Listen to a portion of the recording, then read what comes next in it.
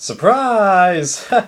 Yeah, right, I'm not going to be watching Big Brother Canada after watching Big Brother 9, 13, and 15, knowing the reputations even before I saw them. Come on! I've gone for way too much to not experiment into this field. Come on. So I'm actually going to be talking about both Big Brother Canada seasons in this video because I feel like it's actually a bit more appropriate that I do that, even though this wasn't my original intention. And I got to admit, I was fairly surprised at how different this show was. Not just the fact that, that the house is different and such, but also just little idiosyncrasies about the show, such as just like how all the house guests in here talk to each other a lot, it seemed, because many seasons of the American version of Big Brother, I felt like multiple house guests just like ignored each other or just didn't really acknowledge each other. But here, I feel like they are, although it isn't as obvious sometimes. And at first, I was kind of struck by sort of like how immature the house guests were, but then as Amanda from BB15 pointed out in a vid she did with Rob Sesternino, the show's kind of a little more risque, and also they censor different things in this show, and I thought about that for a couple of minutes, and I realized she's right, because, like, the MPAA in America, you know how they're uncharacteristically opposed to nudity in movies, whereas being perfectly okay with people hacking off limbs left and right? It's kind of like this, although it is kind of strange, seeing blurs and censors all the time when somebody swears, and now hearing when people say the A word all the time. Yeah. That's not to say that I don't swear, I just usually don't swear at other people. Yeah. Okay, so, I think with the brief overview bits out of the way, let's jump into the seasons, shall we? So, season 1 of Big Brother Canada, yeah, this was actually a pretty nice season, because, after 3 seasons of me being depressed with the house guests, and 1 season that was better, but definitely ran into some problems. It was nice to see a real positive season of the show for once, where I was interested in virtually everybody, and for the first time in forever in Big Brother, I think the last time this happened was Big Brother 10, to be honest. I felt like early people leaving the show, the season kind of lost something. Because, like, when Anil left, when Tom left, and whoever that chick was that left at the very start of the season, I just felt bummed. It felt like we kind of lost some energy, and like Anil, he established himself as a huge fan of the show. Hang on a sec. That's better. And just, the way he left on there, yeah. I did feel bad for him, let me tell you, because he didn't really do anything wrong. He just got ousted. Yeah, that sucked. And I was kind of impressed at all the different alliances, sub-alliances, and showmances going on in this show, because, yeah, how many Big Brother seasons had, like, this many showmances? I mean, like, the show that had the biggest amount of showmances in the American version was, what was it? 11, maybe? I don't know. But, that's an interesting change, and I was also laughing my face off a lot. The concept of the secret missions was pretty funny. And I just felt like this season could go any number of ways, and I would have a lot of fun with it. Although I was pretty disappointed when, Alec, Peter, and Gary all left the house, because, they were making strategic decisions. Alec, not so much, but, strategic decisions for the Shields bit, and then Gary trying to stay alive. The show did lose some of its energy, although I was kind of for the East Coast triumphing, because I got the feeling that Julian and Emmett were controlling the house pretty well despite being together, and Julian being somewhat obnoxious, but come on, half the house was being obnoxious. And then, Andrew, well, at the beginning, we didn't really get that much from him, but after he was nominated, I did get the idea that he was thinking about the game, just there were other things to show. there, you know, so yeah, people controlling the game, actually willing to work together, get far. I'd like to see that. And then we get to the big issue that this season faced. Putting a house guest back into the house at the final 5. And Gary coming back, it felt really different from when other house guests had returned in past seasons of Big Brother. Because, okay, even though, yes, Gary socialized with jury members like Nicole did and Judd did in their respective seasons, you know, with other jurors, but this time it really felt like Gary was using his input from the jury house to his advantage and had been able to manipulate things in the jury house and then in the regular house. And I mentioned, like, in my Big Brother 16 video and 15 that I was getting a little bit annoyed with people bringing house guests back. Well, now that they're doing it in the jury phase, and this season exploited the main weakness of that people now know other people's position on who could win the game, you know? Yeah. I think definitely with this season, I'm probably going to be against house guests returning to the house after they've been evicted, at least in the jury phase. If you go back to doing it either before the jury phase or right when the jury phase starts, I'm less opposed to that, but yeah. You shouldn't have put him back in there at the final 5, because that really is close to the end of the game, and it just, yeah. And strategy doesn't mean that much at that point, because all you have to do is win competitions. Which is what he was doing, because he won that veto. Yeah.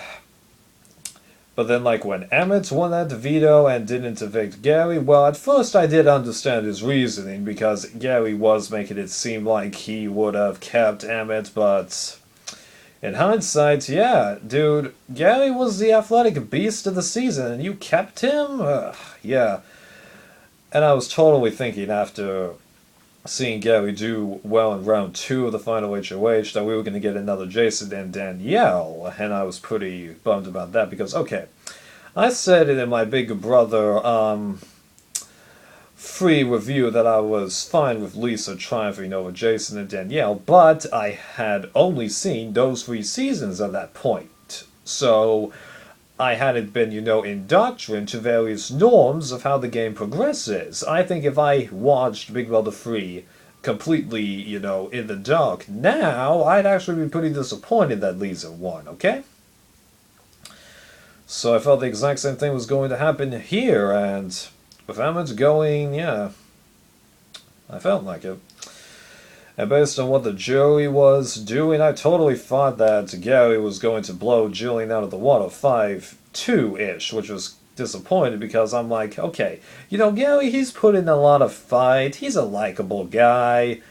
You know, I'm not too opposed to him sitting in the final 2, although the fact that he left is a huge strike against him. But Julian, you know, she has been controlling the house despite having an obvious showman. She was never nominated until the final 3, you know. Everybody talked about her and just, yeah. You're seriously just going to use some obnoxious behavior against her? I was pretty disappointed about that. But then, not only do the East Coast Alliance amazingly stick together, Topaz makes that idiotic mistake of putting the wrong key in. What? Really? I mean, like, okay. I thought about this happening multiple times when I was watching the American version, because in the American version they have these bags with big keys in them, so they have to awkwardly reach in, find the key that they want to stick in, cover the name, do some tricky movement with their hands, and put it in. But here, they just have a simple box, not much bigger than my phone here, with the name, with 2 key cards with the names clearly visible against the black background.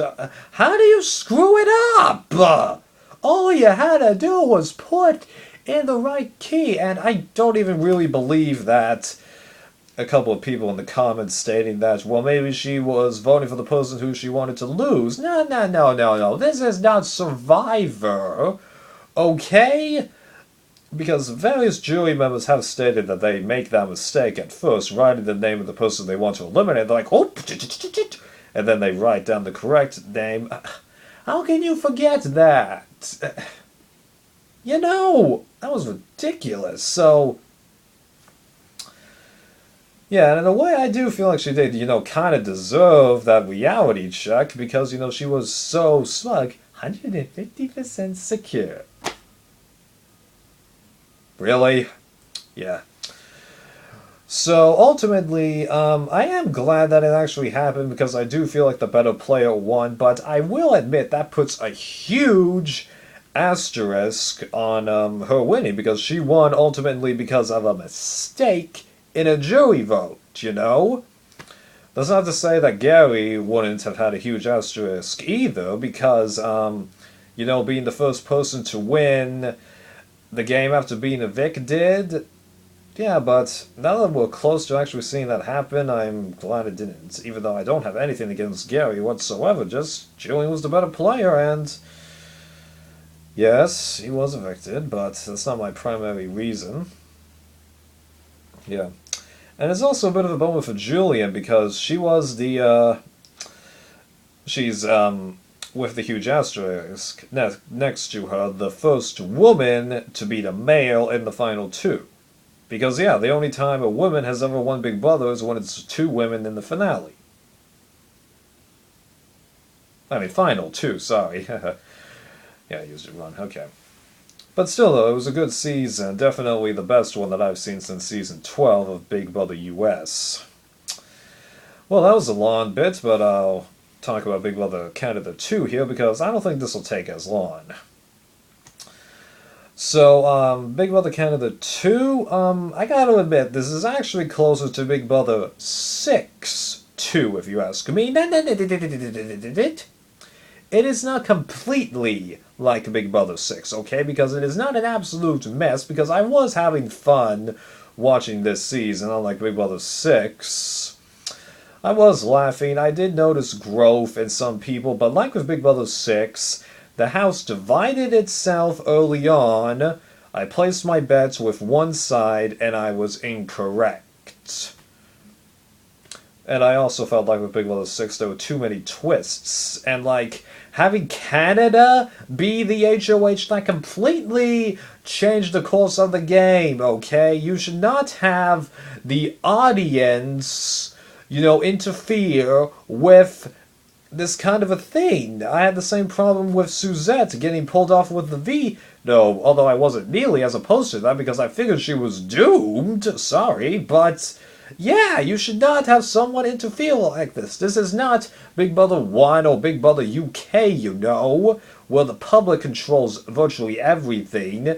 This is the exact opposite, where the house gets control everything, even though a lot of production rumors altering events have been going in there, and I'm agreeing with a few of them. More for Big Brother US rather than this show, but yeah, Yeah, I was real annoyed by that. And having Canada be the 7th jury member, well, I hated that in Survivor UK too, and I hated it here, although thankfully it didn't matter what that vote went, because the majority of the people voted for somebody anyway.